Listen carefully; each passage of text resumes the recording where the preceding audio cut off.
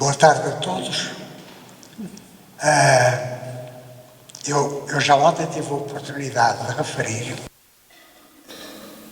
que é muito especial para mim que uma junta de freguesia, eu não conheço outro caso igual, não é uma câmara, é uma junta de freguesia que se decida a realizar um festival literário. Parece-me uma coisa única e muito significativa. E hoje estamos aqui poucos, mas bons, e eu acho que hoje, precisamente hoje, esta afirmação da cultura é a melhor resposta a uma certa manifestação que parece que está a passar neste momento, muito perto daqui. Nós estamos aqui a afirmar a cultura, a afirmar a leitura, e eu acho que a cultura e a leitura são duas boas armas, ou são das principais armas para lutarmos contra tudo isso. Nós hoje temos aqui a Dulce Maria Cardoso e o Nicolau Santos. Todos vocês sabem mais ou menos o que é que os liga, mas é curioso que temos uma autora consagrada, um dos nomes maiores da literatura portuguesa atual, não estou a dar graxa, eu sinto mesmo isso, e temos connosco o Nicolau Santos, que é um rapaz que todo o país conhece de muitas outras atividades, era o homem do lacinho, toda a gente conhece, um homem que escreveu poesia durante muitos anos e publicou poesia, e aos 70 anos superou o José Saramago. Aos 70 anos resolveu escrever um romance. E ainda bem que o escreveu. O que é que os liga aos dois? A Dulce Maria Cardoso, embora tenha nascido em Trás-os-Montes, foi muito pequenina, meses, creio. 6 meses, para Angola, de onde regressou depois do 25 de Abril, ou melhor, sim, depois do 25 de Abril, e escreveu, como todos sabem, essa obra-prima da literatura portuguesa, que é o Retorno. O Nicolau Santos é um caso diferente. O Nicolau Santos nasceu em Angola, mas a família já lá estava há 3 gerações. Ou seja, o avô dele chegou nos anos 20, mais ou menos, e, portanto, o avô chegou a Angola naquele tempo em que se podia escolher entre uma pena de prisão e o degredo, e o avô escolheu ser degredado para Angola, chegou lá nos anos 20, o pai dele nasceu lá, ele, Nicolau, nasceu lá. E, portanto, há alguma coisa que, de certa maneira, liga estes dois romances, embora o romance da Dulce, em relação propriamente à situação em Angola, só dedique, salvo eu, os 2 primeiros capítulos, não é? Embora depois possa haver, mas os 2 primeiros capítulos ainda descrevem, digamos, a situação da partida e todos os problemas para o retorno. No caso do Nicolau Santos, o romance começa, não é um romance assim seguidinho, uma história seguidinha, é um romance muito fragmentado, muito bem fragmentado, aliás, e começa nos anos 20. E dá-nos realmente uma perspectiva de Angola desde os anos 20 até bastante depois da independência, que tem para mim uma característica fundamental, é que não é um livro a preto e branco. Aliás, adapta-se bem, não é? Não é um livro a preto e branco, ou seja, não há um lado em que todos são bons e um lado em que todos são maus. E essa análise que ele faz realmente dos problemas que existem dos dois lados e do que era a vida em Angola, por exemplo, nos anos 20 e nos anos 30, fazem-nos até, pelo menos fizeram-me a mim descobrir coisas que eu desconhecia completamente. Bom, isto para dizer que há este laço e, portanto, como se deve começar com as senhoras, ouvi dizer, hoje em dia, Dulce, tu que viveste, digamos, aquele período terrível de Luanda, que precedeu o retorno, como é que tu lias, de certa maneira, o romance do Nicolau Santos? Antes de mais, boa tarde. É um prazer estar aqui convosco. É um prazer estar outra vez com o Nicolau. Como é que eu leio o livro do Nicolau, como tu disseste bem, não trata do período em que o meu trata, e o meu trata daquele período, porque se calhar é o que eu tenho mais consciência dele. Eu tive o prazer de apresentar o Manuel Tango e tinha sido isso que aprendi muito do antes e do depois, ou seja, é como se a minha vivência estivesse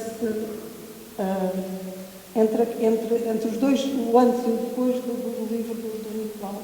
Portanto, eu era uma criança em Angola, na maior parte do tempo não tenho uma memória real, penso eu, acho que é uma... E muito menos uma memória direta, porque a minha memória, todos os passados são, em certa maneira, imaginados e reconstruídos às vezes que foram necessários. Mas, quando se tem um passado como o meu, ainda é mais, ou seja, eu estou constantemente a interpretar o passado. O livro do Nicolau foi mais um tijolinho nesse muro que eu ando a construir desde que vim, desde há 50 anos, vai fazer 50 anos, daqui a meio ano, sensivelmente, que eu vim de Angola. Portanto, é meio século, é muito tempo de pensamento sobre o que é que me aconteceu. E o que aconteceu a uma criança é diferente do que acontece a um quase adulto. O que aconteceu a uma família que acabava quase de chegar é muito diferente do que acontece a uma família que já estava lá há 3 gerações. Portanto, toda a minha experiência, eu a ler o livro do Nicolau, eu senti que toda a minha experiência é diferente da do Nicolau. Também como todo o pensamento produzido depois disso. Por exemplo, eu demorei muito tempo a perceber que eu não cresci em Angola. Eu cresci numa colónia. Eu creio que o Nicolau, por ser mais velho, se calhar não poderá ter esta sensação de ter crescido num tempo e num espaço únicos. E eu não tenho, porque era muito criança e porque a minha família era muito recente lá, eu não tenho qualquer problema em admitir que a colónia, como todas as colónias, especialmente, é fundada sobre o signo da violência. E que a violência contamina as relações públicas e privadas da colónia e que as pessoas que lá viviam há uma naturalização da violência que não nos deixa sentir como violento aquilo que estamos a presenciar. Eu tive muito, durante este tempo, todos estes anos todos, tive muita dificuldade em perceber como é que eu pensava no meu passado. Porque, sem parecer esquizofrénica, por um lado há a memória pública da colónia, que é como tudo aquilo que nós já agora sabemos e que se calhar sempre soubemos sem querer saber da colónia. E depois há a memória privada. E na memória privada é a minha família, são os meus amigos, são os meus pais. E, portanto, de alguma maneira, eu fui muito feliz em Angola, mas depois diziam, e o racismo e estas coisas todas que estão obviamente associadas a essa vida. E eu não sabia responder, ficava quase que pedia desculpa. E só há pouco tempo é que eu percebi que são duas coisas completamente diferentes. Eu posso falar da memória pública de Angola como pensadora, como escritora, como cidadã, enfim, mas na memória privada é a minha história, eu tenho direito a falar dela como entender, sem estar constantemente a fazer legendas e notas de rodapé sobre o que aconteceu lá. Mas foi difícil chegar a isso. O livro do Nicolau também me ajudou a perceber que possivelmente ele, apesar de ser mais velho, de ter outra ligação, também se bateu com o mesmo. Penso que qualquer pessoa que viva lá se tenha, não sei, agora deve ser. Mas olha, Nicolau, pegando numa das palavras dela, tu também sentes Angola. A tua memória de Angola é apenas a memória de uma colónia?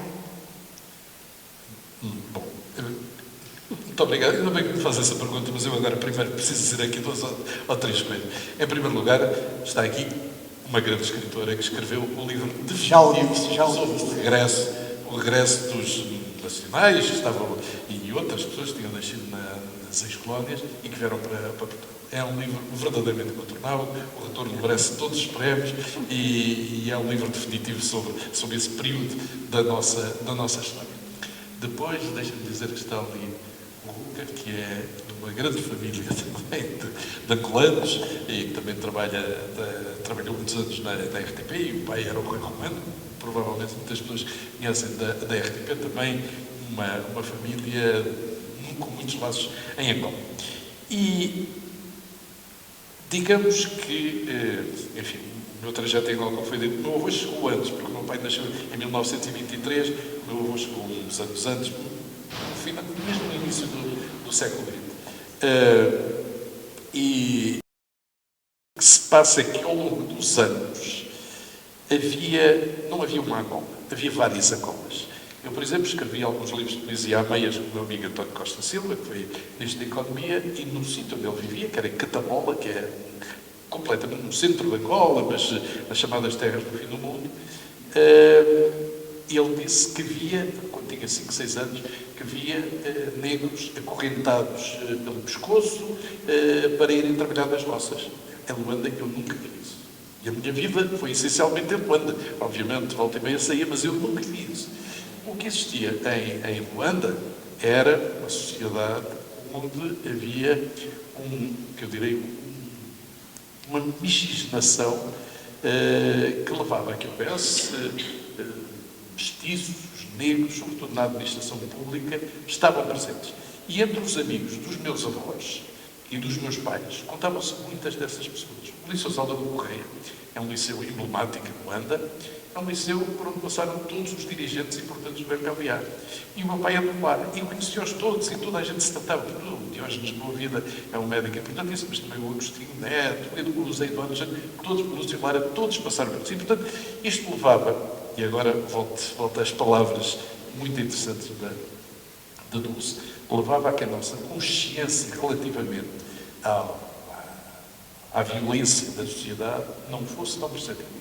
Curiosamente, quando fiz a investigação da primeira parte, eu vou buscar a um jornal da província de Angola, que tinha sido fundado por comerciantes luandenses, descrições interessantíssimas, que é, num jornal, a criticar-se o facto da polícia ter batido em pessoas negras que trabalhavam para empresas, etc., coisas assim do género.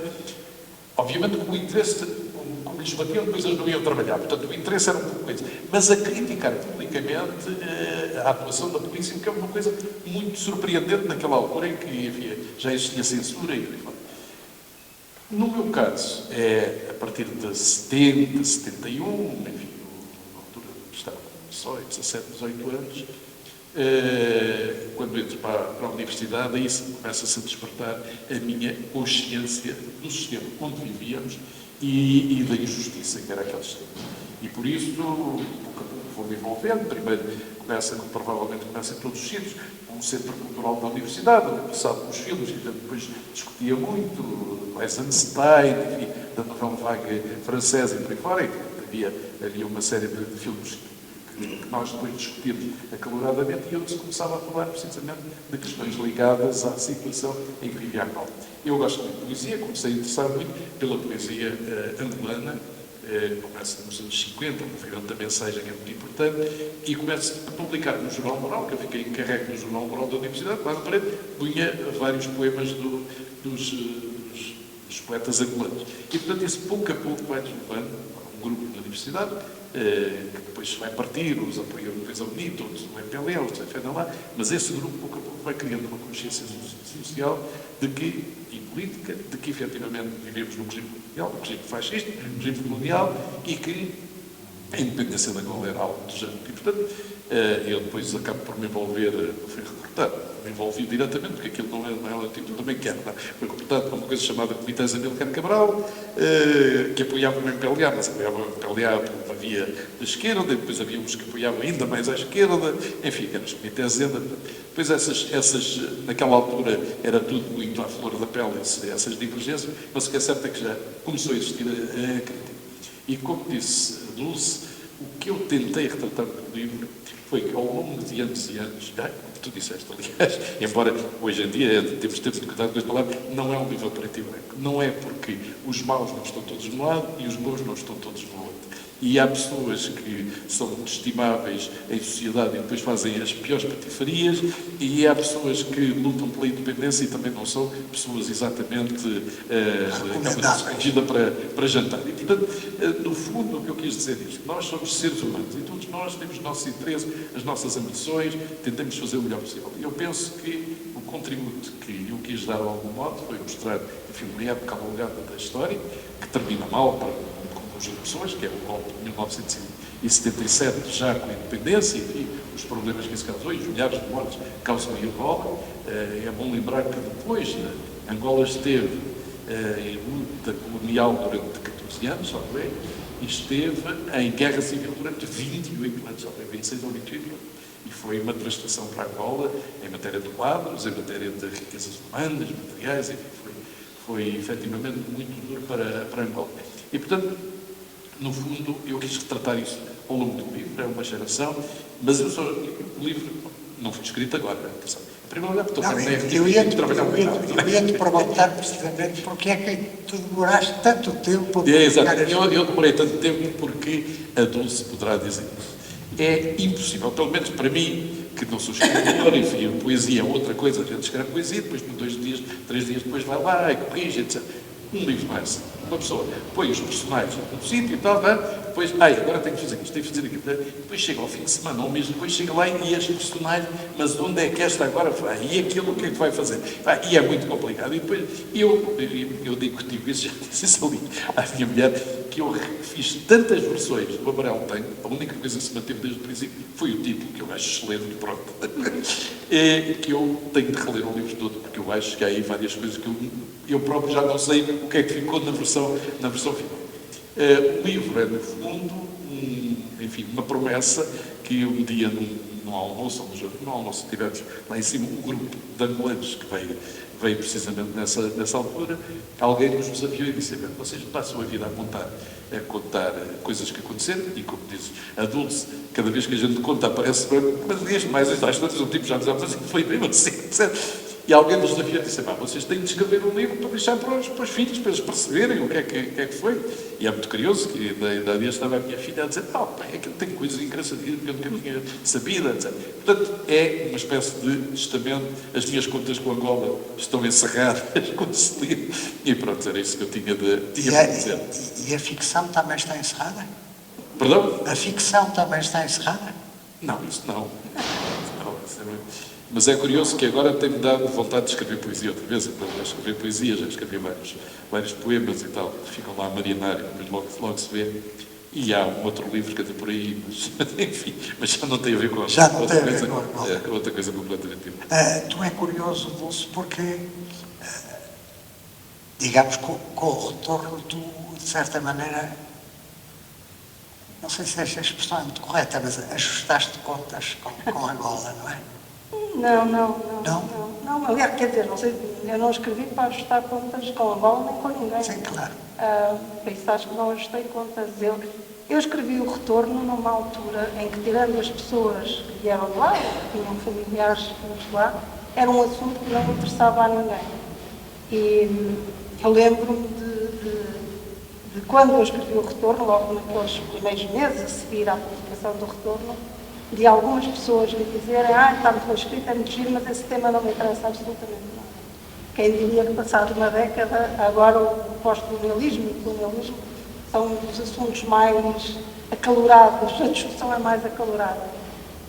Eu escrevi também como Nicolau, não para deixar testamento a ninguém, até porque não, enfim, não sinto, não foi isso que me moveu, mas acima de tudo para fazer justiça. Uma coisa que eu nunca percebi, à medida que fui envelhecendo, cada vez percebi menos, é porque é que os retornados foram recebidos aqui, na metrópole assim. Eu nunca percebi isso. Eu era uma criança quando cheguei e ouvi coisas terríveis e presenciei coisas terríveis, mas achei sempre que havia uma espécie de culpa dos adultos que eu não estava a perceber. Uma coisa estranha. Depois, à medida que fui avançando na idade e estudando, fiz a Faculdade de Direito e estudei, enfim, as Constituições, o período da descolonização, aquilo tudo, continuava a não perceber. Até porque a família do Nicolau é relativamente rara em Angola. Em Moçambique é mais frequente. Em Angola, muitas das pessoas que lá estavam tinham ido na década de 60, na sequência do para Angola rapidamente em forças, que não foi assim que o Salazar disse, mas ficou assim para a história. E, portanto, eram pessoas que 10 anos antes estavam cá.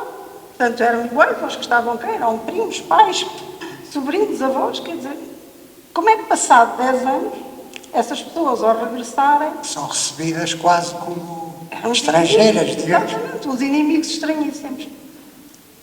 E, na altura, havia tanto, havia tanto barulho emocional, se assim se pode dizer, que ninguém, era uma espécie de guerra. Acho que os retornados decidiram integrar-se, acho que não foi o contrário, acho que foi a partir dos retornados a decisão de integração, de dizer, bom, agora temos que ficar aqui, portanto vamos lá ver se nos damos todos bem.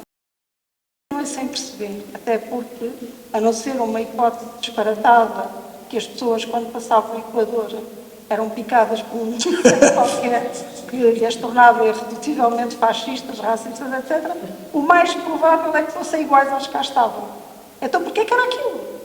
Bom, tirando as coisas óbvias de medo, do desconhecido, do problema de Portugal ter tido sempre fracos recursos e que, portanto, 500 mil fariam moça, tirando este tipo de coisa, eu continuava a não perceber. E só há bem pouco tempo é que eu tive uma teoria.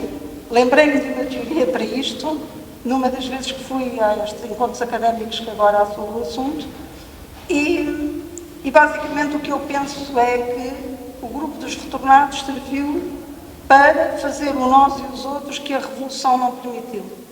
Porque a Revolução, o 25 de Abril, e bem, foi a tal Revolução Pacífica, mas 50 anos de ditadura tem muita sujidade. Portanto, e o poema da Sofia, o tal dia inicial e limpo, só é possível na poesia. Porque depois, esse dia inicial e limpo vem com 50, quase meio século de sujidade. E essa sujidade não foi limpa. As pessoas que no dia 23, os juízes que condenavam os resistentes, os informadores, toda esta gente que não há nenhuma ditadura que se aguente tanto tempo sem o apoio popular, sem a conivência popular, não pode haver. Portanto, toda esta gente que apoiava, ou era cúmplice, ou era indiferente, etc., no dia 26 de Abril estava nas manifestações e eram todos antifascistas. Portanto, com quem é que agora nós vamos nos confrontar? E aí surge o retornado. Ora bem, que grupo tão interessante para serem os maus. Portanto, os retornados serviram para isso. Serviram para ser os fascistas, os colonialistas, os racistas, serviram para tudo. Os tipos que se tinham enchido de dinheiro ali à fariga, não é? Quando, em muito caso, não era assim, não é? Eu também pergunto isso, digo assim, então, mas a vida lá era tão boa, era aquela coisa que se atirava, mexia-se numa bananeira e tinha-se o futuro. Então, porquê é que as pessoas na década de 60, na tal década, em que o governo até pagava parte das passagens, havia cartas de chamada, porque é que essas pessoas preferiam ir a salto para países como França, Alemanha, para a Europa, para os Estados Unidos, para o Canadá, correndo o risco de serem presos, sabendo que iam para países onde não se falava a língua, sabendo que iam ter empregos difíceis, mas ainda assim preferiam isso a ir para as colónias. Portanto, a vida nas colónias era uma alegria tão grande, era uma maravilha tão grande que as pessoas preferiam podiam arriscar ser presas, serem porteiras e mulheres a dias de anos em França ou nos arredores de Paris. Obviamente que a vida nas colónias, e basta ler, por exemplo, as cartas do Lobo Azul, as cartas de guerra publicadas dele para a mulher. Numa primeira ou segunda carta, eu cheguei a Luanda, tu não podes imaginar o que isto é. Isto é horrível, isto é o pior que nós temos. Isto de Lisboa, o pior de Lisboa é aqui o melhor e mesmo assim fica muito aquém. Isto dá uma carta, logo das primeiras, em que ele diz horrores de Luanda.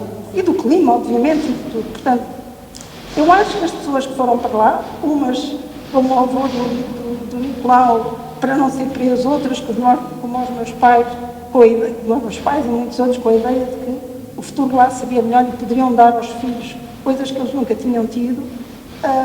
E os meus pais ainda acrescentaram também uma história de amor esquisita, que minha mãe fugiu com o meu pai e ficaram todos sem se falar, e mais meu pai representou Humberto Delgado e ficou muito mal visto, enfim, ainda acrescentou ali uma série de peripécias, mas a maior parte das pessoas era isto, imigravam para ali, como poderiam ir para qualquer sítio, porque queriam um futuro melhor. Era este o tecido. Evidentemente que depois a vida em Angola era ultrapassado o clima, o medo, o desconhecido. É um país incomparavelmente mais rico em termos de recursos. É um país que tinha uma forte influência norte-americana, como aliás Moçambique tinha da África do Sul. E, portanto, os retornados, as pessoas que lá viveram, tornaram-se muito mais capazes. Não porque fossem intrinsecamente mais capazes, que eu tendo a acreditar que somos todos mais iguais do que diferentes, mas porque tiveram acesso a outras coisas. E, portanto, fizeram muita diferença ao chegar cá. Por exemplo, eu lembro-me de um vizinho meu que chegava cá, montou uma fábrica de extintores daquele de incêndio, porque chegou e viu que não havia. E eram importados, portanto, são competências que ele aprendeu lá e que veio replicar cá. Mas, na verdade, eram muito semelhantes uns aos outros, eram das mesmas famílias. Não... Mas tu hoje, esse fenómeno, tu achas que está completamente esbatido ou que ainda... Olha, no outro dia, há pouquíssimo tempo, fui ver uma casa, há uns anos, 2, 3 anos, fui ver uma casa que estava em muito mau estado. E a senhora disse, sabes, viveram aqui retornados. Sabe como é? Agora. Sim, sabe como é? E depois eu disse, não, realmente não sei, mas estou disposta a aprender. Evidentemente, também, isto é uma coisa muito, muito pontual, ou seja, não também. E eu tenho, até quando vou às escolas, dou o exemplo da palavra retornado como o exemplo de como, infelizmente, a linguagem não tem esse peso tão que alguns setores da sociedade lhe querem dar. Porque se assim fosse, apagavam-se as palavras e a coisa funcionava. Quando eu cresci, ser retornado era um estigma. Era um estigma. Não há como dizer de outra maneira. Era um estigma. Agora, se eu quiser ofender alguém, eu não chamo retornado a ninguém, não é? E muita gente já nem sabe o que foram os retornados. O que é que mudou? Não foi a palavra, nem foi a condição, foi a realidade material associada aos retornados. Isso é que mudou. E ao mudar isso, fez com que a palavra perdesse a carga negativa. Aliás, agora começa muito lentamente a dar a volta e, de repente, os retornados já ajudaram muito a modernizar o país, já ajudaram muito o interior, etc. Ou seja, já se percebe, foram aquela força terrível, maléfica que veio em 75, afinal, foi essa força, também movida a desespero, é preciso que se diga, também movida a desespero, que fez com que o país avançasse bastante depressa.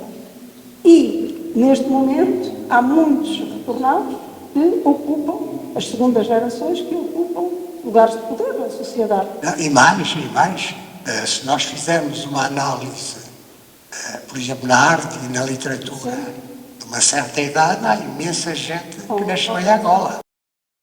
Infelizmente, há muita gente que nasceu lá, mas das pessoas mais desfavorecidas que vieram, há muito poucas pessoas connosco.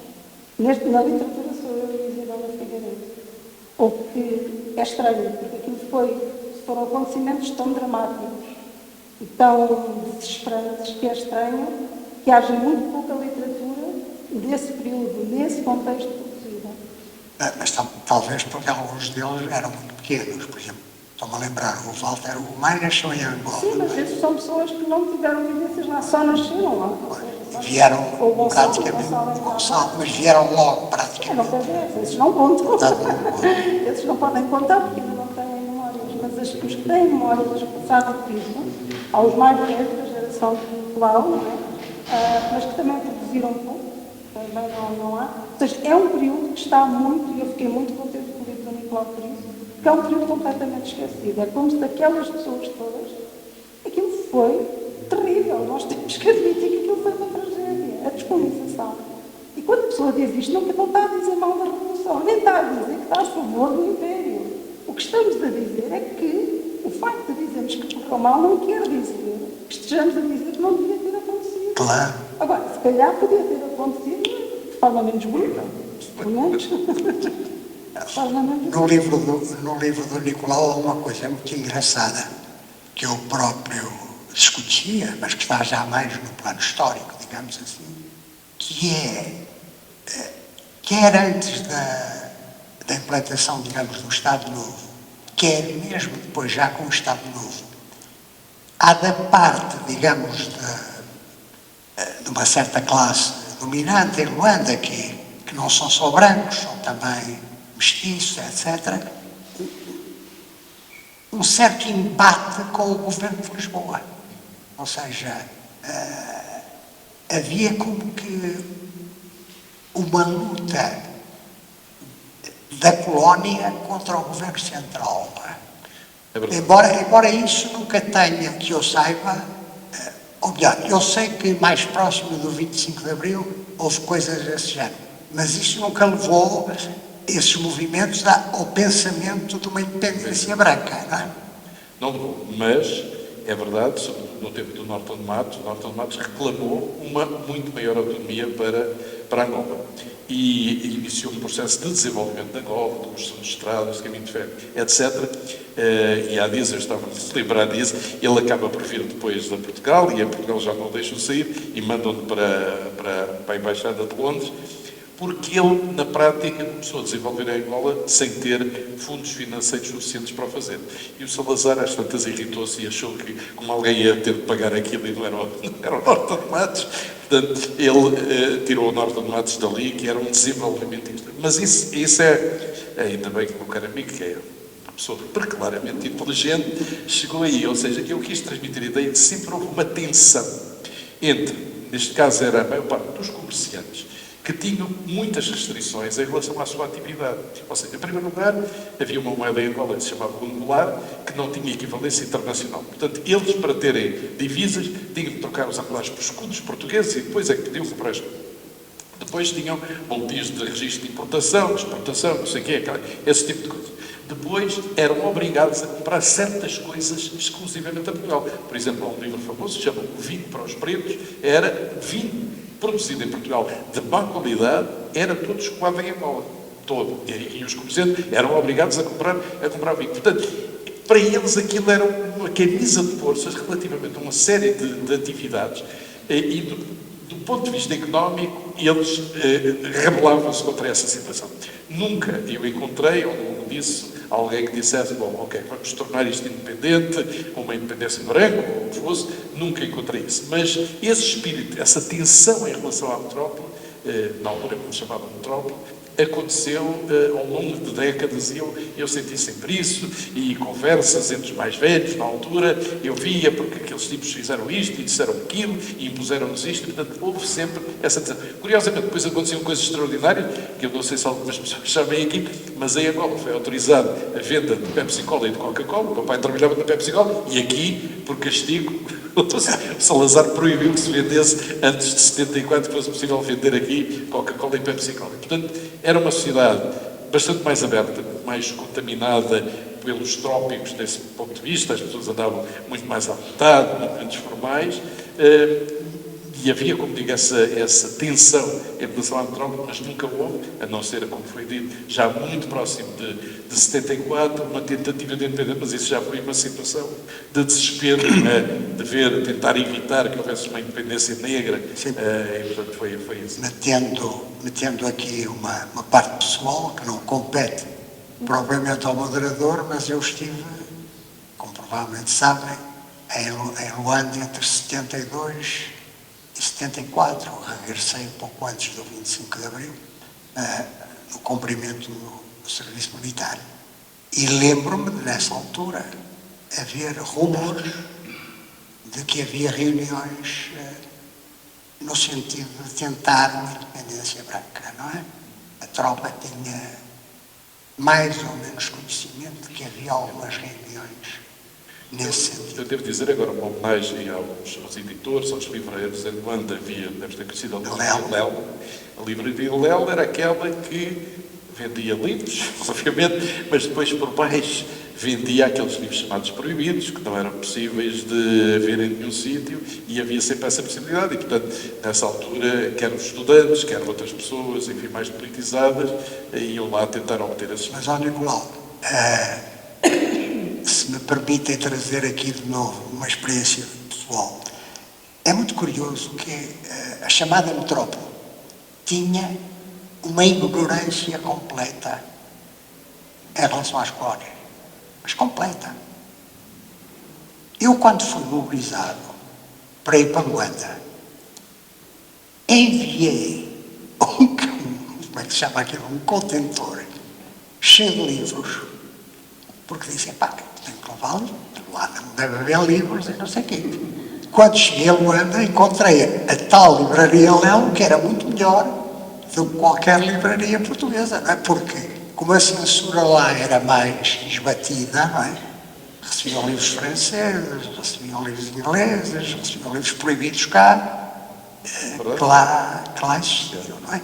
Aliás, é muito curioso, já agora, pegando num ponto que a Dulce disse, eu não estou nada de acordo, bem, ele foi numa altura diferente, com essa afirmação do António Lula Antunes, querido amigo, porque eu, quando cheguei a Luanda, disse-me, Luanda, para mim, a primeira sessão, para mim que vinha de Lisboa, Luanda era uma cidade muito mais desenvolvida, digamos, muito mais desempoeirada do que Lisboa, não é? E é muito curioso, quando eu vim de férias, ao fim de um ano, cheguei a Lisboa e achei que Lisboa era uma parvónia, comparada com a experiência que eu tinha tido um ano em Luanda, não é? É evidente, não vale a pena agora entrar nisso, porque é evidente que esse esplendor, essa vida, que o clima ajudava, tudo isso, mas estava reservada, não é? Uma parte muito, Eu, se eu fosse contar uma muito experiência restrita da sociedade. para a universidade, fiz 16 anos, depois comecei com 17, os meus avós, que já estavam cá, pagaram uma passagem, eu vim cá passar 3 meses de férias, na altura as férias grandes, ao fim de 3 dias telefonei ao meu pai e disse ao pai, não quero voltar para aí, não me estou aqui a sentir bem. O meu pai disse, não, agora ficas aí os 3 meses e vens depois. Mas era tudo diferente. Desde o choque gastronómico, em Portugal não havia frango de churrasco com piripiri. Não havia, coisas assim que lá eram completamente normais. As festas, eu lembro-me de umas festinhas um dia, por exemplo, na casa do saudoso professor Luís Pereira, sei lá, uma das filhas dele, eram festinhas dentro de casa era dentro de uma sala era 4 rapazes e 4 raparigas e uns giradiscos e pronto. Bom, em Angola a gente, eu, pelo menos a minha casa, era festa de 80 e apareciam 120 pessoas para o quintal e, portanto, era uma dimensão completamente diferente. Por exemplo, eu ficava muito impressionado porque havia pessoas que estavam em Lisboa e que iam ao Porto e despediam-se e as pessoas choravam e eu achava 300 km, nós lá fazíamos 1200 km para ir ao ano ver as corridas, 600 para lá e 600 para cá. Portanto, a vida era muito diferente. Eu digo aí, e é uma frase que eu hei de manter muito, eu demorei 5 anos a ser lisboeta e 10 anos a ser português, e ajudou muito a Beleza. Não é? Eu muito ao Beleza, porque era a África que eu conseguia encontrar em Lisboa, estava no Beleza. Mas tu hoje ainda te sentes angolano? Não me sinto angolano, mas hoje em dia passaram algumas gerações, pelo menos 2 gerações, se não 3 em Angola, e eu acho que os valores destas gerações, muito influenciadas pelos processos políticos, militares, civis, que aconteceram, eu estou muito longe delas. Agora, o que eu posso dizer é que sempre que há encontros, etc., a conversa da Angola vem, a comida da Angola vem, a música da Angola vem. Há bocado vinha a ouvir, até fiquei espantado, embora fosse na RTP África, estava a tocar o Amanhã do Ouro Negro, que é praticamente o hino da música angolana, e eu fico logo e canta, etc. Então, portanto, eu, efetivamente, tiraram-me de Angola, mas não tiraram Angola dentro de mim. Bom, acho que é boa altura de abrir aos presentes para conversarmos um bocadinho. Eu sei que a primeira pergunta é sempre a mais difícil, portanto proponho que passem à segunda já, e eu fico à espera da segunda pergunta. Portanto, está ali uma senhora. Vamos para nós. O que quer da bola que as pessoas têm que se sentir maior. É uma coisa que já não existe. Não sou ouvido. Espera aí, não sou. Desculpa, Não sou ouvido. nós estamos a ouvir aqui bem. O que quer de Angola é uma coisa que já não existe, é o mesmo que os residentes de Santa Maria Maior querem. É uma Angola que já não existe, certo? As saudades que têm. Não estou a perceber. Não estou a perceber. Está a dizer que o Nicolau quer de Angola é a mesma coisa que os habitantes desta freguesia querem de Santa Maria Maior, que já não existe. Sim, está. Já está a dizer que é uma coisa nostálgica. Sim, eu não tenho dúvida sobre isso. Eu, aliás, escrevi um poema, que é um dos poemas que eu gosto mais, mas isto é Casa de Ferreira, cada um enfim faz o seu elogio, que se chama O Meu País Já Não Existe. E, efetivamente, Angola é outra realidade, segue o seu caminho, e acho muito bem, os angolenos é que têm de decidir sobre isso. Agora, eu não tenho saudades do passado colonial, não é isso. Como dizia há pouco a Dulce, não é isso, não é o sistema colonial. Agora, o tipo de convívio, a maneira de estar, a descontração isto às vezes pode ser difícil de perceber, mas a miscigenação que havia entre brancos, negros e mestiços era uma realidade em Angola. Eu tive colegas negros, não era um grupo maior, não era, mas tive colegas mestiços, colegas negros, famílias inteiras muito importantes em Angola, os Cadavês, a família Verdades, enfim, que eram verdadeiras estruturas e que foram famílias criadas, que vieram da altura dos holandeses, quando os holandeses dominaram Luanda durante algum tempo, Angola, DCA, os Vandunas, os Vandunas hoje em dia são uma instituição em Angola, tem Vandunas por todo o lado, e a maior parte deles são mestiços. E todos nós éramos colegas em equipes de futebol, de handball, a estudar, etc. Havia muito isso. Eu estudei nos maristas e tinha muitos colegas mestiços, sobretudo mestiços, mas também tinha colegas negros. Agora tem toda a razão, isto é memória, diz memória, e nós quando nos juntamos todos, cada um conta uma coisa, mas isso parece que não foi bem assim, já está. Já entrou na pauta. Está ali o senhor? Está ali atrás.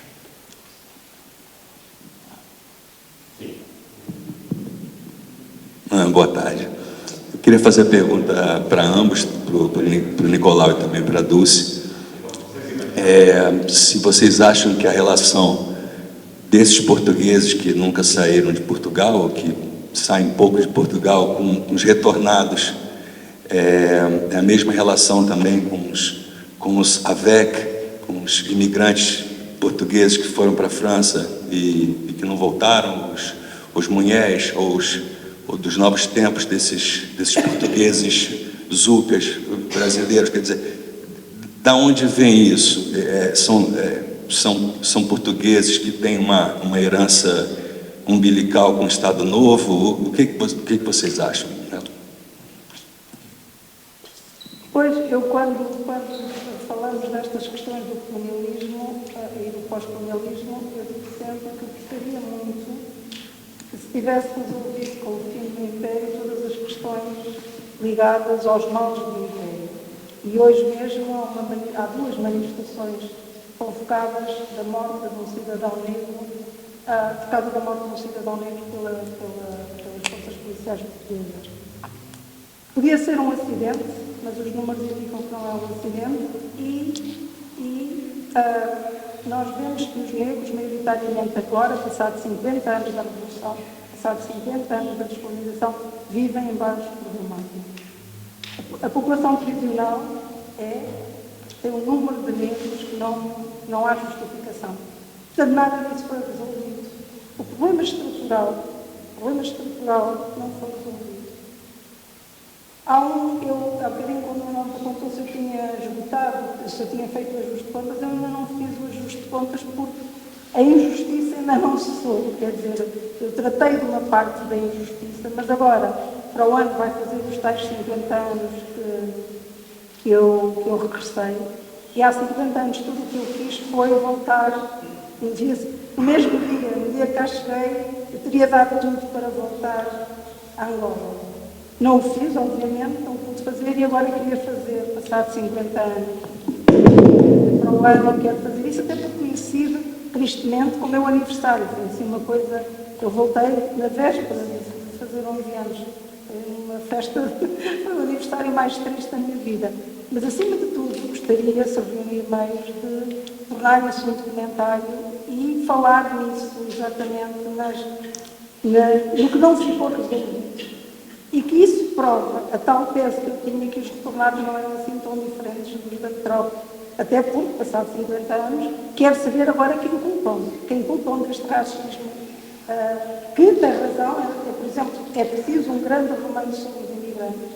São muito maltratados. Durante muito tempo apreciávamos as remessas dos imigrantes e eles eram ridicularizados por não saberem já falar bem português, por misturarem o português e o francês, ou o português e o alemão, seja que foram as línguas dos países onde eles estavam. Eram ridicularizados pelos sinais exteriores da abundância, porque há uma elite. Eu devo dizer que acho que Portugal tem um problema ainda mais estrutural. A ditadura acabou-nos e fez-nos muito mal, mas antes disso já havia a Inquisição, antes disso houve um século de leitura que perdemos, porque éramos praticamente todos analfabetos, e portanto as nossas elites, ninguém gosta de ouvir isso, mas eu repito, são frouxas, sempre foram frouxas, porque em terra de cegos quem tem olho é rei, e portanto não soubemos lidar com isso e é sempre muito fácil culpar, mas o problema estrutural está aí. E não é por acaso que nos 50 anos do 25 de Abril temos 50 deputados do Chega, não é por acaso que o Deus, Pátria e Família, ainda se acrescenta ao trabalho, é de um slogan, não é por acaso que isto está a acontecer, é porque quanto a mim isto nunca deixou de acontecer. Nunca deixou de acontecer. Portanto, somos sempre os mesmos. Somos estes. Eu gostava de dizer em relação a isto o seguinte.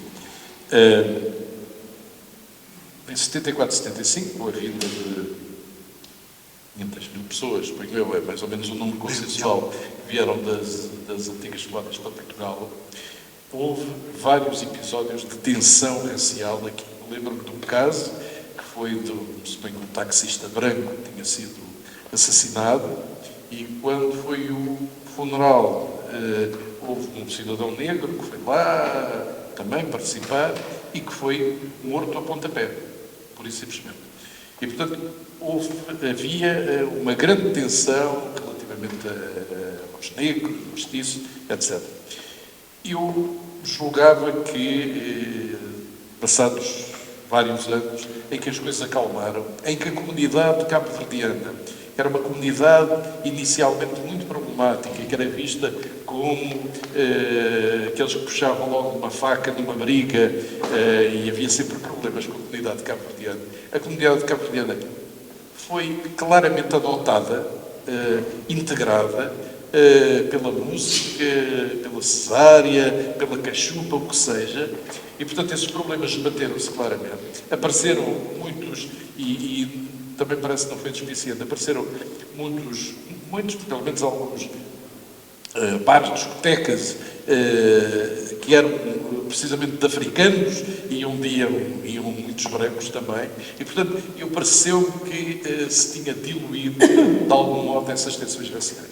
O que se vê hoje em dia não é isso. O que se vê hoje em dia é que, efetivamente, ou no subconsciente elas continuaram sempre a existir, ou há razões que se veem um pouco por toda a Europa, com discursos que apelam ao ódio, à xenofobia, etc., que têm vindo a aparecer. E isso, hoje em dia, não pode ter as justificações, como dizia Adolfo, no facto de terem vindo pessoas da África para cá, tem outro tipo de razões.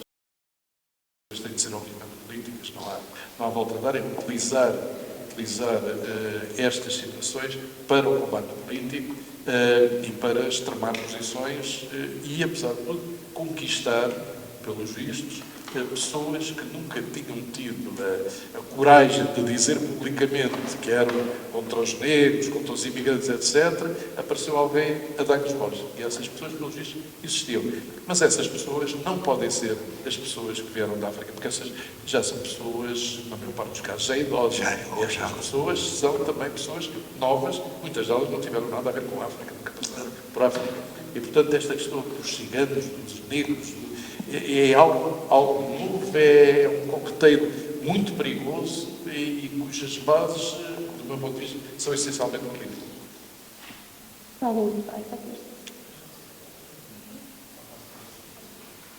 Há duas pessoas lá atrás.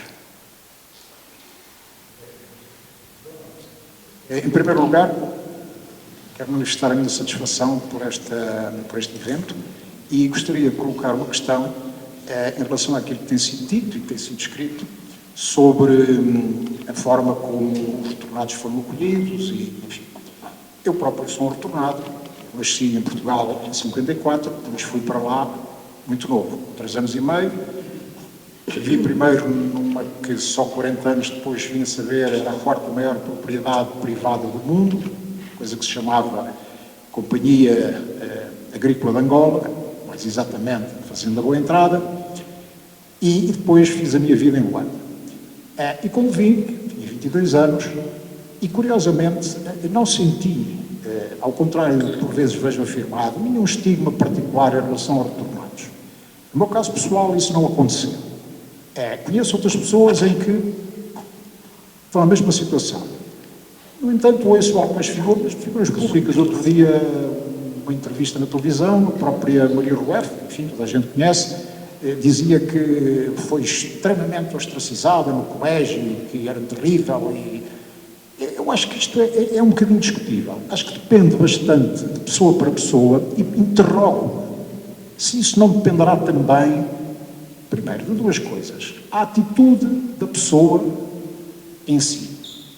Eu recordo-me de um amigo que me disse uma vez que no bairro dele conheciam os retornados como os tinhosos.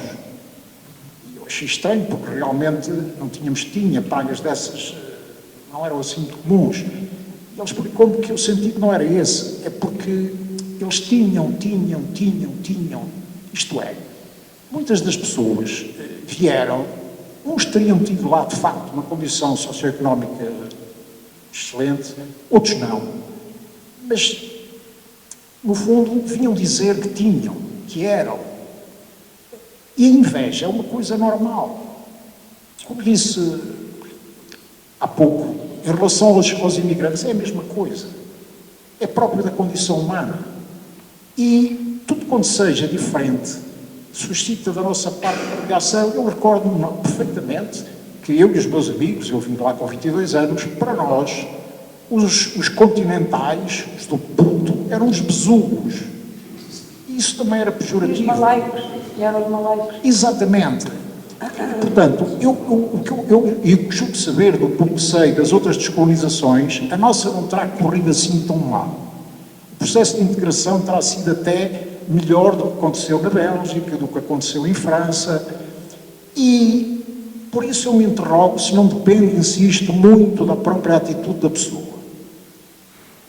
Não, eu posso responder. Eu, por exemplo, o primeiro piropo que eu ouvi em Portugal, eu tinha 11 anos, a minha irmã, eu vim na véspera de fazer 11 e a minha irmã veio com 16 anos também, ela faz anos perto.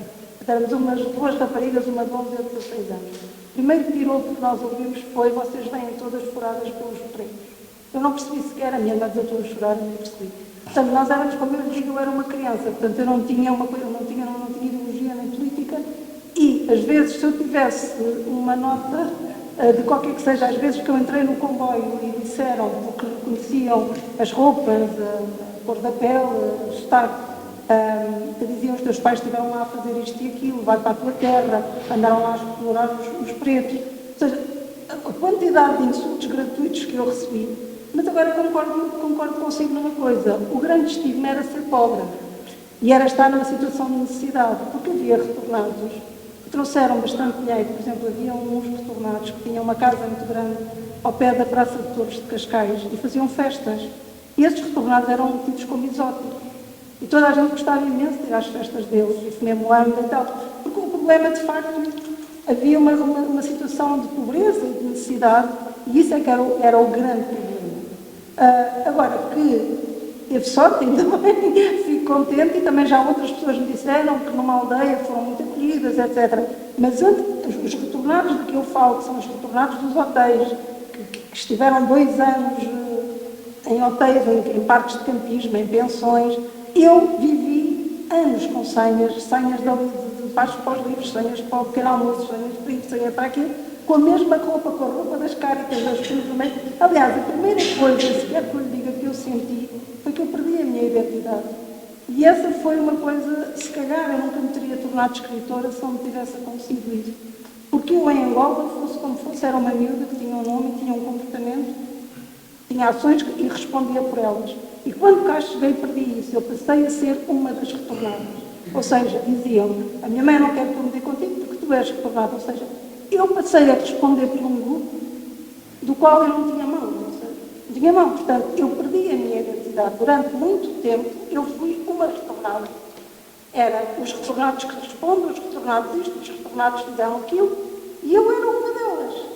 Portanto, essa perda, para mim, foi a desumanização maior.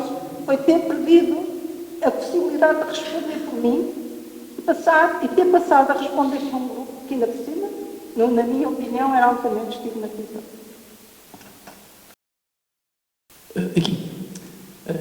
Olá. Antes de mais, gostava de fazer um elogio a ambos os autores que aqui estão connosco.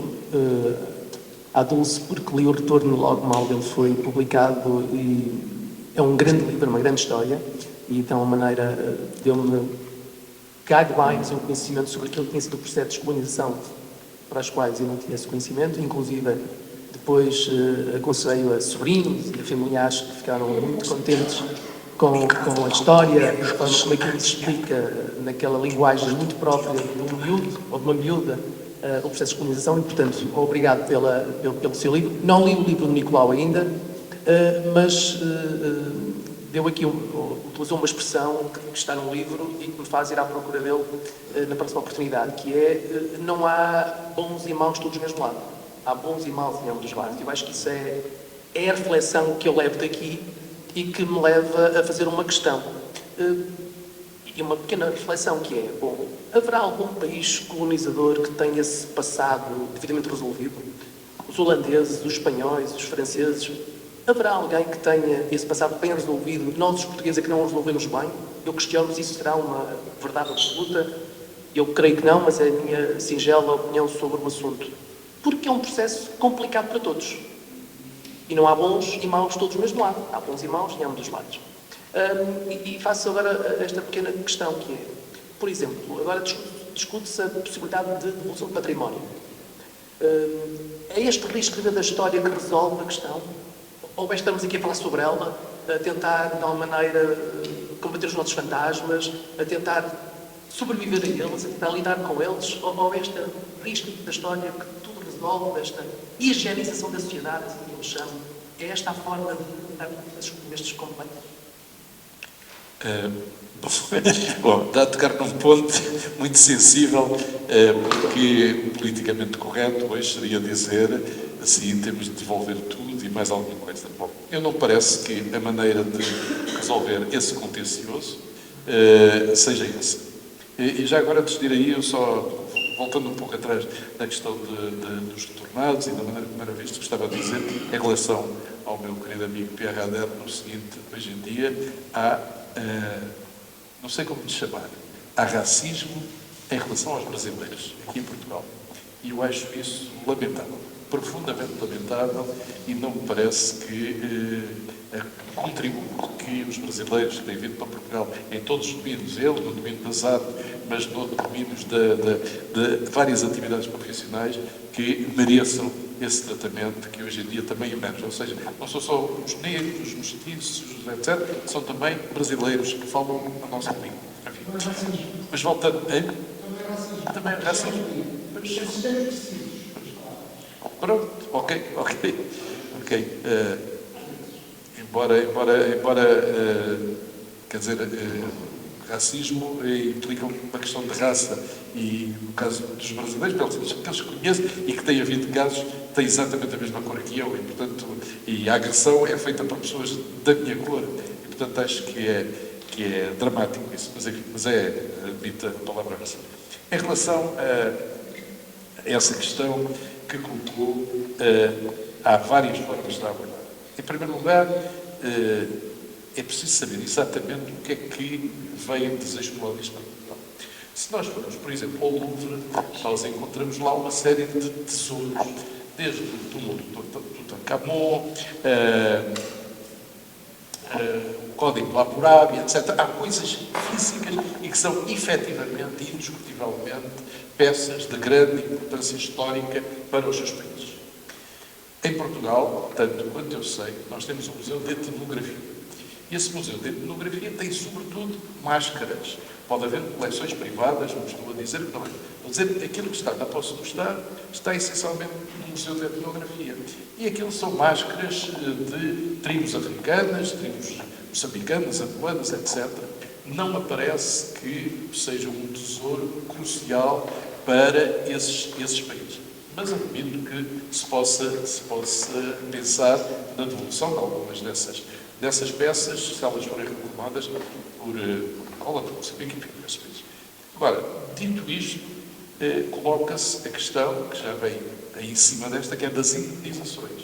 E das indenizações, a pergunta é: vamos indenizar quem? Quem é que nós vamos indenizar? Esta geração, mas os crimes, a apropriação foi feita há gerações atrás, não foi agora. É às famílias dessas pessoas que vão ser feitas as indenizações. Enfim, é um problema que eu penso que é muito, muito complicado. E se nós vamos por aí, Portugal pode estar também numa situação de pedir aos franceses, que quando invadiram Portugal por 3 vezes levaram imensas peças de ouro das igrejas portuguesas, pode pedir também para devolver. Eu acho que isto é um caminho muito, muito perigoso, muito complicado. Eu penso que a melhor maneira de fazer reparações e agora falo em nome da RTP, é aquilo que nós fazemos na RTP. É fazer projetos conjuntos com esses países, é fazer formação nesses países, ir dar formação, fornecer material para equipar estúdios, é a melhor maneira de fazer a reparação. E fazemos gratuitamente, não cobramos nada, preparamos profissionais nesses países para fazerem, nos seus respectivos países, as atividades ligadas ao setor médio, e, portanto, esta é a reparação que eu penso que Portugal deve fazer. É em tudo o que sejam áreas de cientistas, economistas, arquitetos, etc. Tudo o que possa fazer nessa matéria é a melhor maneira de fazer a reparação e, obviamente, tentando fazer de forma gratuita.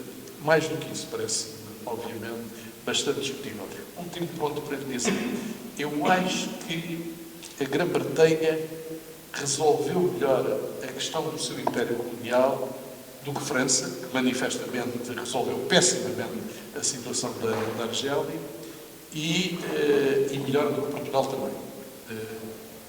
Penso é que em Portugal, na altura em que as coisas ocorreram, já não havia grande possibilidade de fazer muito melhor do que aquilo que aconteceu. Nós todos, enfim, e a Lúcia pode confirmar isso também, nós todos nos apercebemos como de um momento para o outro um Estado, ou parte de um Estado, deixa de funcionar. E você deixa de ter polícia nas ruas, os semáforos passam a estar intermitentes, toda a gente faz o que quer e ninguém pede contas, e, portanto, é a anarquia absoluta. Portanto, este tipo de situação, quando acontece, leva a que seja muito difícil depois organizar uma descolonização exemplar, em que se protejam os cidadãos, etc. O drama, e eu penso que está-se, agora estou esquecido, o drama que está no livro da Dulce é, de repente, irem os tipos armados, que não se sabe sequer se estão autorizados pelo movimento em que estavam integrados, e chegam lá e tiram um cidadão, levam o pai de uma família, para um local externo, não se sabe sobre que acusação, e essa pessoa desaparece durante meses, anos, enfim. Eu tenho uma colega que o pai desapareceu e nunca mais apareceu. Não se sabe o que aconteceu. E isto era o reino da impunidade. Portanto, quando chegou a este ponto, pedir que houvesse uma descolonização exemplar era, obviamente, impossível. Era tarde demais. Era tarde demais. Quanto às devoluções, há também uma questão do direito que a mim não me faz. Obviamente que tudo que são peças que sejam reclamadas ou que estejam em Portugal, na minha opinião, deverão ser devolvidas. Não vejo problema algum nisso, antes pelo contrário. Acho que devem ser reclamadas, não deve ser os grupos daqui a dizer que as peças têm que ficar lá. Porque acho que isso é outra forma de paternalismo que não acho eticamente aceitável. Mas, aliás, porque há uma percepção muito diferente do ativismo cá do que se passa depois nos países, no povo desses países. E isso também é interessante de analisar. Sobre as devoluções, na questão das indenizações, eu acho que tudo aquilo que é extemporâneo passa a ser uma injustiça. E, para mais, quando as coisas ocorreram, tudo ocorreu, nós estávamos perante um sistema que era legal, ou seja, as pessoas não tinham consciência do ilícito. As pessoas faziam o que lhes era permitido fazer. Portanto, imagina, tempo em que não era obrigatório o cinto de segurança, morreram não sei quantas pessoas provocaram acidentes. Seria normal agora que temos indenizações, porque não é obrigatório isso. A ideia do bem é veiculada através de vários pontos, mas uma delas é a lei. Faz-se aquilo que é permitido fazer.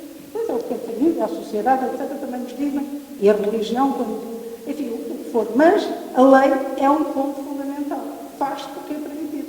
E aquilo era, e quando há bocadinho estava a dizer somos sempre os mesmos, cai lá. Eu não estou a dizer que os lá eram melhores, cai lá. Ou seja, é isto que se chama a condição humana, que somos capazes de coisas maravilhosas, mas também somos capazes de maior crueldade. E em Angola, ou numa colónia, comecei por dizer isso, as relações eram muito mais desequilibradas. Ainda por cima, uma colónia de uma ditadura.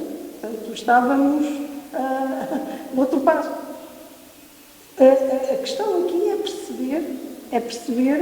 é não tentar analisar um todo, porque é impossível analisar isso todo.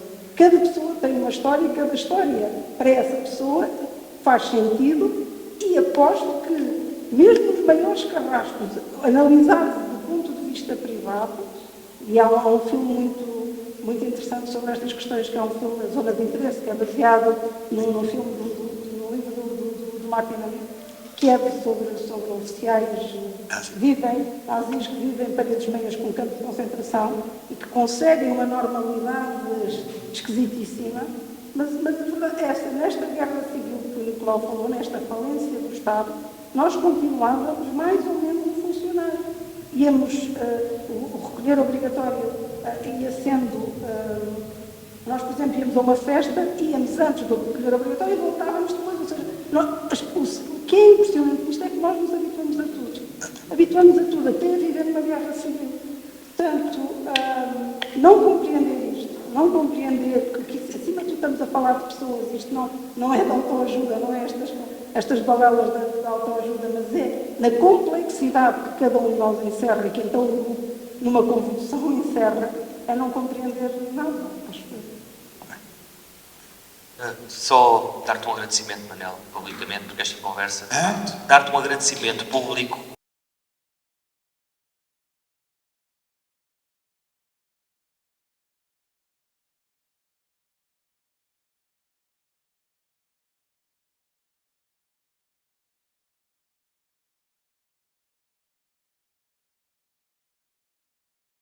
e não tenho dúvidas nenhumas que é um livro que vai durar ainda bastantes anos.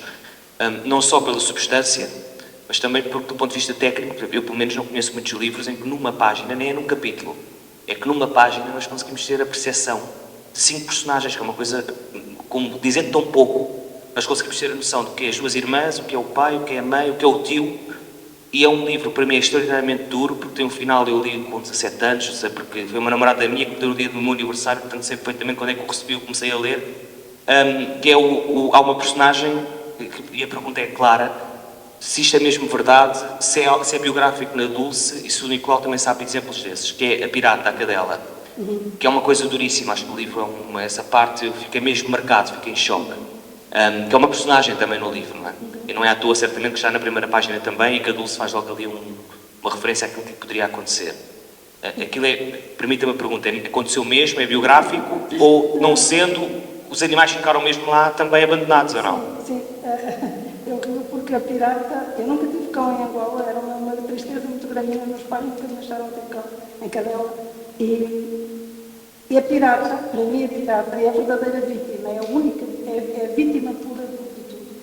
A pirata não é à toa que continua a correr atrás do carro, porque é assim que as vítimas fazem. As vítimas continuam a correr atrás de nós é que deixamos de olhar para elas, nós é que deixamos de as ver. E a única que de facto é a vítima é a pirata, que não tem bem nem mal. Os outros é como o Nicolau diz, vamos sendo bons e maus à vez. É consoante as circunstâncias e somos todos assim. E portanto, eu escolhi a pirata porque naquele teatro, repare, eram os próprios brancos que eram extremamente agressivos para com o tio por ele ser homossexual.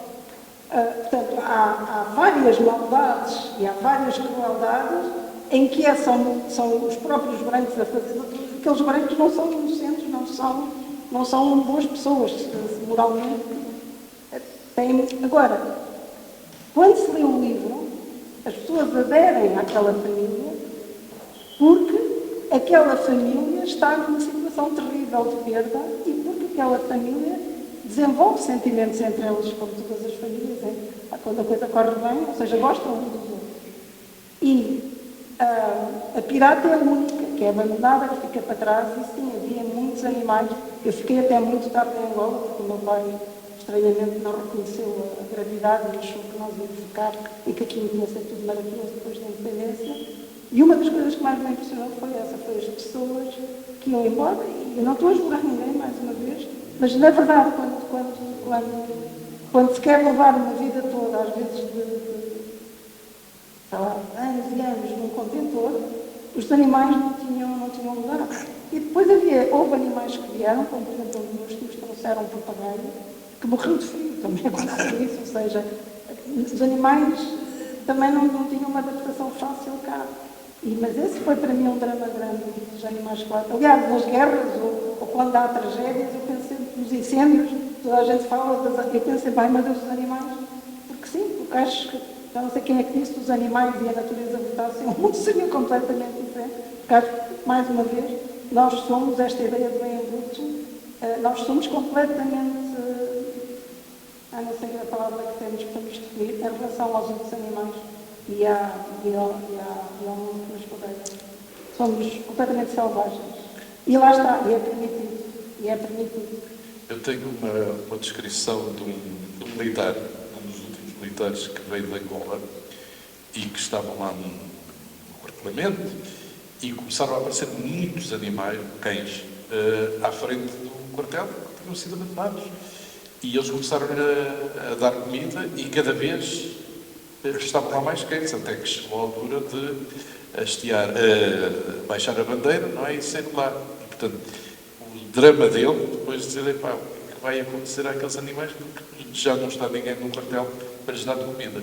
E, efetivamente, aquela vinda de pessoas para Portugal, em Luanda, estou a falar de Luanda, que é um caso português, deu origem a que houvesse centenas, não diria dezenas, centenas de animais abandonados, quase todos cães, eram que se viu mais, pelas ruas, a vasculhar nos monturos, a ver se conseguiam encontrar comida.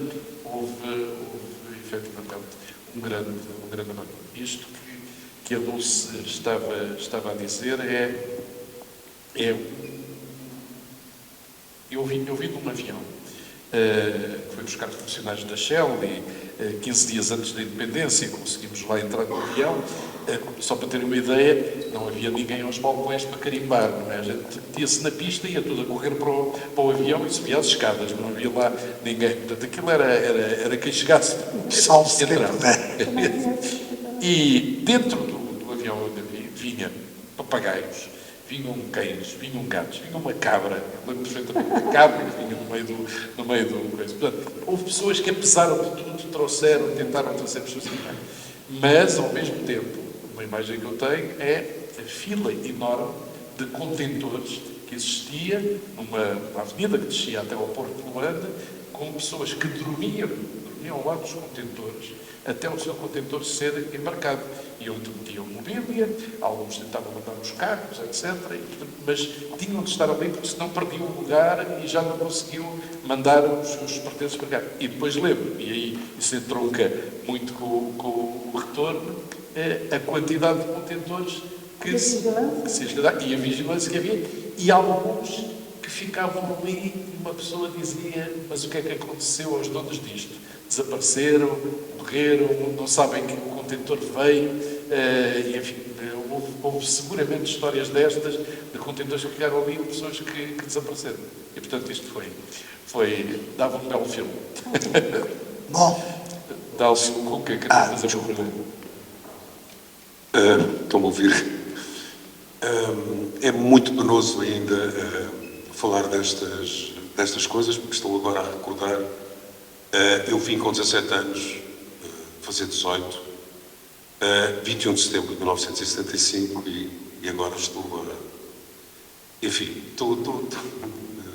adorei o retorno, porque eu também estive numa pensão, na Pensão Flor, na Praça João do Rio, assisti àquelas vistas todas. É fantástico como a Dulce, bastante mais nova do que eu, porque eu vim com 17, a Dulce com 11, quando retrata tão bem aquilo que aconteceu. Não senti nenhum estigma, aliás, talvez porque o meu pai já vivesse cá, há uns anos. Mas o que eu queria dizer era o seguinte, relativamente ao Nicolau, que somos talvez mais próximos. Por volta dos anos 70, 72, se nos perguntassem o que é que nós éramos, nós dizíamos claramente que éramos angolanos. Claramente dizíamos que éramos angolanos, embora vivendo sob bandeira portuguesa. Pelo menos tínhamos uma nacionalidade portuguesa, mas com uma matriz muito africana ou afro-europeia. Há ali uma tentativa do Estado Novo, percebeu, aliás, estou de acordo com o que disse há bocado, dos movimentos independentistas da parte europeia, porque é um movimento do que é FUA, do Eugênio Falcão, que já se falava, porque era impossível estar a viver nos anos 70, completamente anacrónico aquele regime. O Estado Novo percebeu isso. Se bem se lembram, Angola e Moçambique eram Estados, político-administrativamente. O estatuto que tinham era de Estados, não era de províncias. Portanto, isto era um passo, era uma cosmética para enganar. Mas, desculpem que eu estou a baralhar muita coisa, porque estou um bocado emocionado, mas o que dizia eu que nós considerávamos angolanos. Fomos vítimas todos de uma tragédia. A descolonização foi uma tragédia para toda a gente. O regime não tinha, como eu digo, era completamente anacrónico, não fazia sentido. Lembro-me também, não só das pessoas que sofreram, como agora, e desculpem-me se isto não vem proposto, mas até dos animais que estão a falar. Lembro-me até que alguém ironiza com isso, que é o Pepe Tela com o cão e os caloandas, que tem um pastor alemão que é um pivô de 9 histórias, um pastor alemão que é um cão associado às forças de autoridade e à alta burguesia. E é engraçado. Mas o que eu pergunto ao Nicolau é se este livro que ele escreve também não é uma forma de exorcismo, ou seja, como se fosse uma despedida da terra, porque eu tive isso. Eu só regressei a Angola em 2004 com uma ação de formação integrado numa equipa da RTP. E, de repente, percebi que o sentimento de pertença é ele próprio uma construção. Porquê? Porque eu saí com 17 anos, portanto, joguei basquete, fiz a minha vida ali, era angolano, e de repente ninguém me conhecia. Eu não tinha com quem partilhar os sítios. Portanto, percebi que já não era dali. E eu pergunto se isto é um sentimento particular é uma singularidade minha ou se isso também, de alguma forma, sentem isso. Não sei se a Dulce regressou a Angola mais alguma vez, eu regressei várias vezes, mas hoje, e tenho um bilhete de identidade angolano, tirei numa altura, fui com a Fátima lá, mas que é puramente simbólico, até já caducou. Mas não me quero alongar mais, perguntar se não é também um ajuste com a tua própria vida, não é ajuste de contas, mas é... Sim. Mas eu chamo exorcismo, porque é o sopro final para aquela angústia sair de dentro de nós. Bom, o meu pai, à semelhança do pai da Dulce, que eu vi agora, ficou lá até 1977 e sempre achou que ia ficar em Angola, que aquela era a terra dele, tinha nascido lá e sempre pensou isso. E como digo, ele conhecia a maior parte dos dirigentes do MPLA e, portanto, sempre achou que aquilo ia ser possível ficar em Angola e continuar lá. A minha mãe tinha vindo, a minha irmã tinha vindo, eu próprio, uma semana antes da independência, tinha vindo e mesmo assim, portanto, não ficou lá. Começou a incomodá-lo porque queria uma casa que ele estava a tomar conta e não sei o que, complicações e fizeram-lhe a vida do inferno e ele acabou por ir. No meu caso, eu, os primeiros anos que estive cá, fui viver para o Pragal. O Pragal é ali ao pé do Cristo Rei, só que a gente morava numa casa e o Cristo Rei estava de costas para a nossa casa. Portanto, isto é, simbolicamente, foi uma coisa um pouco estranha. E o que aconteceu é que durante alguns anos eu pensei, eu tenho de me ir embora, eu tenho de voltar para Angola. Aquilo é que é a minha terra, etc.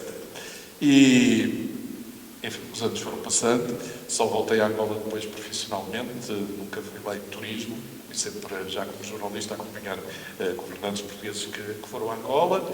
Foi muito bom rever Angola, mas aquele já não é, como há pouco dizia, aquele é outro país, já não é o meu país, é outro país. Não é, eu não diria que é um exorcismo, eu continuo, devo dizer que não disfarço uma ponta de orgulho interior quando em qualquer sítio tenho que pôr naturalidade no mundo da Angola. Continuo a achar que aquilo faz parte da minha vida, que é uma coisa importante e eu orgulho disso, mas obviamente hoje em dia eu sinto-me português, embora com muitas coisas angolanas, como dizia há pouco. Portanto, eu não diria exorcismo, não diria ajuste de contas, eu diria que é algo que eu gostava de deixar para os meus filhos, para eles saberem, embora eles já tenham ouvido muitas vezes algumas destas histórias, daquilo que foi a vida de 3 gerações antes deles, que nasceram e cresceram num país que adoravam e que queriam fazer o melhor para esse país, dentro dos condicionalismos, como também disse, do sistema colonial, e às tantas aparece uma nova geração que tenta tornar esse país independente. E deixa-me agora dizer, só para concluir da minha parte, uma coisa extraordinária, é que eu tive colegas na universidade que, quando começam a aparecer as grandes divisões político-sectárias, passaram para o lado dos maldosos, dos torturadores, etc. Essas pessoas depois normalizaram-se, digamos, dentro do regime e acabaram a exercer funções importantes, como sendo um dos meus colegas foi o diretor-geral, não sei se é diretor-geral, da Fundação José Eduardo dos Santos, enfim, tiveram posições importantes. E o que é que aconteceu passados uns anos? Os filhos dessas pessoas que lutaram também pela independência, tínhamos visões diferentes, mas eles lutaram também pela independência, os filhos dessas pessoas, os chamados reviews, não é? Revoltam-se contra os pais que estão a construir uma Angola com quais eles não concordam. E eu acho isto uma ironia do destino extraordinária. Ou seja, nós, de algum modo, revoltámos contra o sistema colonial, que os nossos pais beneficiavam, e pronto, e acabou como acabou. E agora, passado praticamente 50 anos, houve vários fenómenos de jovens angolanos. Nasceram lá, são filhos de pais que também lutaram pela independência, e eles revoltam-se e estão presos, estiveram presos, etc., precisamente porque querem uma Angola diferente daquela que os pais andaram a construir. Se isto não é uma ironia da história, não sei o que são as ironias da história. Bom, acho que... Posso soltar aqui um pequeno... Podes, com certeza. É porque eu também sou um pré-retornado. Eu vim de Moçambique. Mas vim antes de 25 de Abril, um ano antes. Não, vim em 1969, os pais é que regressaram cá. Em Moçambique era um bocado diferente, apesar de tudo, não havia tanta miscigenação. Eu não me lembro de ter colegas negros. Assim. Tinha na escola primária, até a quarta classe, muitos, mas depois de facto havia ali uma pirâmide de seleção quase que implacável. Uma altura para nós todos natural, mas quase que implacável. Quando vim para cá, politizei-me rapidamente. Tinha do lado da família da minha mãe, estava tudo preso, mas era tudo presos políticos. Portanto, meu pai era muito conservador, curiosamente. Minha mãe era portanto, politizei-me rapidamente, muito mais à esquerda do que aquilo que sou agora, que eu sou do Partido Socialista, mas andei para a extrema-esquerda. Quando se dá o 25 de Abril, vêm os retornados, eu casei com uma retornada, portanto, vêm os retornados, e sendo eu de extrema-esquerda, eu percebia que as pessoas todas que eram da África eram muito mais competentes que aquilo que estavam cá. Eram empreendedores, tiveram que fazer pela vida, tinham horários de trabalho que para aqui eram impensável, começar acordávamos às 4 da manhã, eu pelo menos acordava às 5, bem para o liceu que acordava às 6 horas, portanto havia um ritmo completamente avassalador para as pessoas que estavam aqui, e daí se calhar justifica muito da inveja e muito da rejeição, que depois era mascarada com argumentos, enfim, a moda, são fascistas, andaram a explorar, claro que sim, em termos de sistema andámos todos, portanto em África andámos todos, mas isto explica também aquela reação que houve, um momento de rejeição a quem veio da África, porque as pessoas que vieram da África eram muito mais competentes, eram muito mais capazes do que aquilo que estava aqui. Eu próprio, a minha experiência é fantástica, porque eu quando fiquei cá, fiquei em casa de um avô meu, classe média, o meu avô era tenente-coronel do exército, esteve na Batalha de Lalis, cruz de guerra e tudo, portanto, só se tomava banho uma vez por semana. Peço desculpa, era o hábito, nós lá em África tomávamos banho mais de uma vez por dia. Eu estou convencido que foram as telenovelas brasileiras que obrigaram os portugueses a ter novos hábitos de higiene a partir daí. Isto é, só se tomava banho uma vez. Quando eu queria tomar banho todos os dias, percebi, que impus a minha vontade, mas percebi que isso, portanto, o choque cultural de facto era enorme, porque nós tínhamos lá planícies enormes, é por isso que eu gosto do Alentejo, tínhamos lá planícies enormes, tínhamos ter mentes mais abertas que aquilo que estava aqui, embora nos faltasse depois também toda a informação, toda a cultura europeia, mas eu vi os filmes todos que você viu em África, nos cineclubes, em Moçambique, o Coração de Potemkin, quer dizer, o Viva México, nós tínhamos lá acesso a uma informação que não havia aqui, talvez até porque a PIDE pensasse que aquilo era intocável e que nós estávamos ali a exercer uma missão civilizacional. Por último, tive um amigo angolano que saiu da prisão diretamente para Caxias, veio do mato, foi preso, veio para aqui, 4 anos de prisão, mais 4 anos de medidas, como é que era? De medidas, tinha um nome técnico aquilo, eram... A PIDE podia manter na prisão indefinidamente quem entendesse, portanto, mais 4 anos.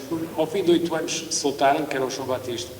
Contava uma história muito curiosa acerca do racismo britânico e do racismo português, o nosso, dizendo que o nosso era mais perigoso, porque ele contava esta história do negro que estava a morrer afogado debaixo de um rio, que o britânico passava e que dizia: caro senhor, está aí em dificuldades, aconselho a não tirar-se ao rio, se não souber nadar, espero que tenha sorte e continuava. Enquanto que o português via o negro a afogar-se, atirava-se ao rio, tirava o negro lá dentro, mas quando ele fazia até a respiração artificial para o recuperar, mas quando ele recuperava começava a chapada.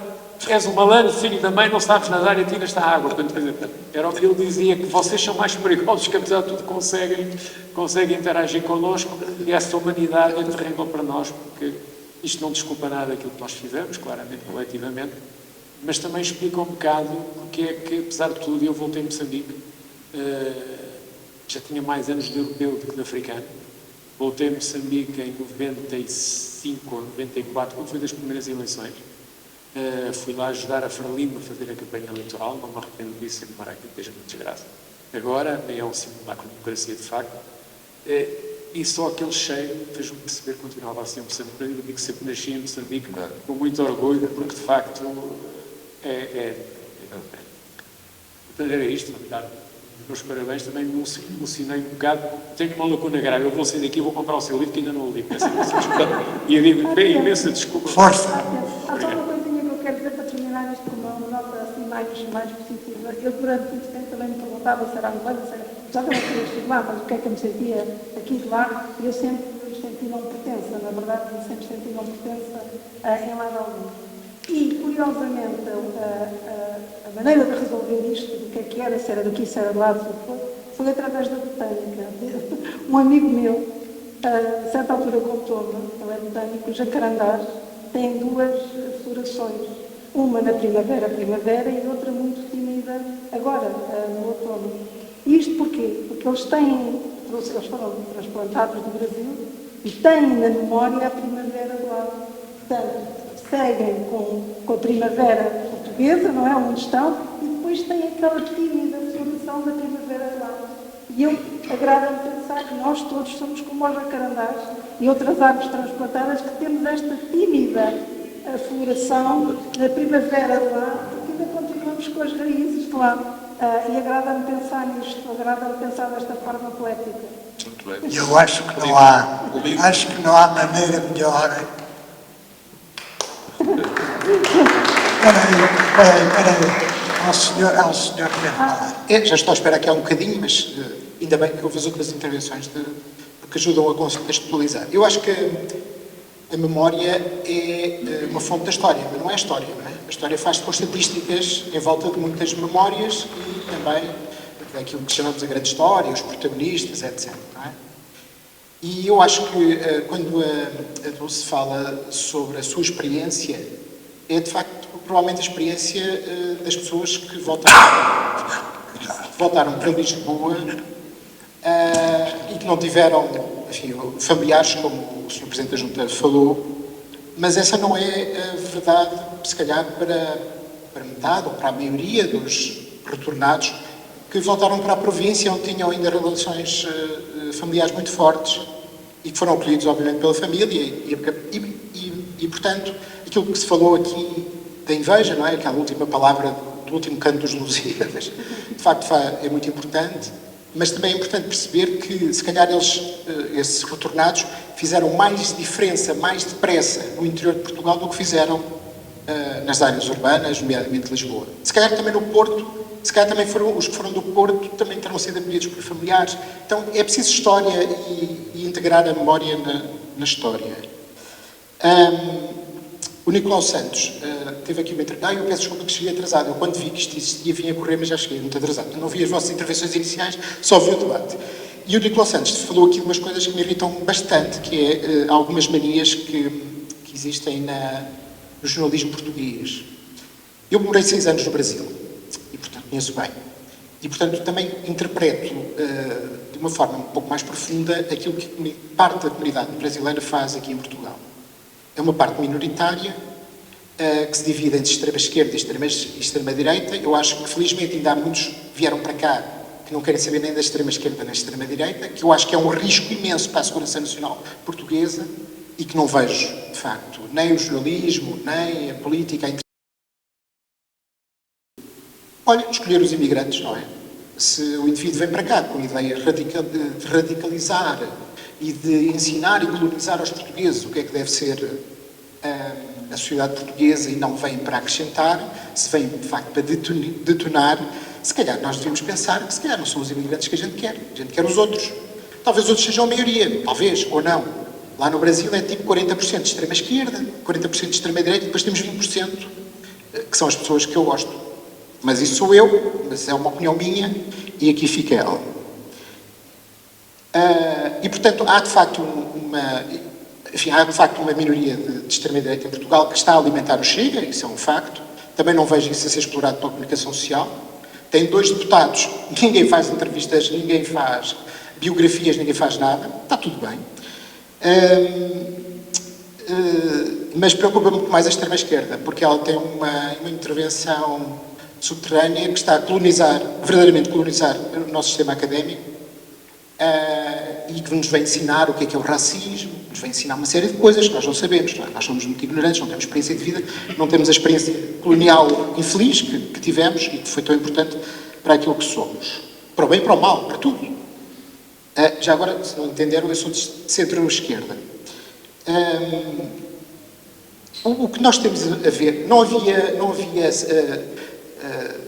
20% de portugueses racistas, xenófobos, votantes potenciais do Chega em Portugal. Não havia. Havia uma minoria enfim, de salazaristas que estavam, de facto, aí nas suas cavernas, mas o que há agora é outro fenómeno que eu aprendi no Brasil, a partir de 2013, 2016, que é o backlash, que é um fenómeno que se reproduz na reação àquilo que é a tentativa, enfim, dos mídias, na academia, de estupidificar o cidadão comum. E isso produz uma reação. Essa reação chama-se, tecnicamente, backlash. E isso está claramente a acontecer em Portugal e é por isso que existem 50 deputados no Chega e é por isso que as sondagens baixaram bastante a seguir e agora com esta situação todas estão outra vez a subir. E as sondagens, onde é que elas estão? Também não se fazem, não são publicadas. Mas dá para antever que o Chega, que baixou, está a subir outra vez, não dá? E porquê que isso está a acontecer? Olha, uma das razões é porque no jornalismo, que convidam ótimos comentadores e outros comentadores menos bons, enfim, há gostos para tudo, naturalmente, mas a atitude dos entrevistadores, dos moderadores na televisão é claramente com bias, tendenciosa. Quando um comentador diz alguma coisa com que eles não concordam muito, eles insistem, eles, enfim, tentam atrapalhar, enfim, fazem umas caras. Esse não é o papel do jornalista, não é o papel do entrevistador, é o papel do comentador. E eu acho que é isso que está a alimentar, de facto, o problema da extrema-direita em Portugal. Mas preocupa muito mais a extrema-esquerda, que não se vê.